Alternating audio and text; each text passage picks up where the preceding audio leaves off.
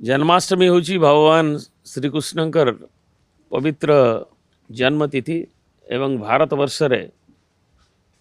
एवं चारिआडे पृथ्वी रे भी विभिन्न जगार प्रांत जो भारतीय अधिवासी अच्छा पालन करती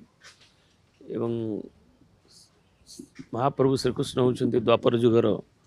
ठाकुर हेले भी तांको एबे भी जो पूजा तांको उपासना जो करती से पद्धति आमर केवल यादव मानकर नुहे समस्त भितर ता रही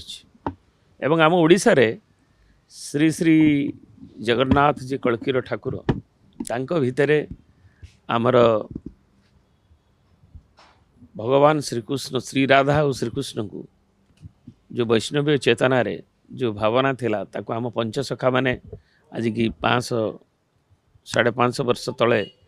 आम धर्म साहित्य जो रचना करथिले श्री जगन्नाथ भितर तांको ही संदर्शन कले एवं आमर गीत गोविंदर जे परिक्रमा करिसेंती कवि जयदेव द्वादश शताब्दी मध्य जो रचना करथिले गीत गोविंद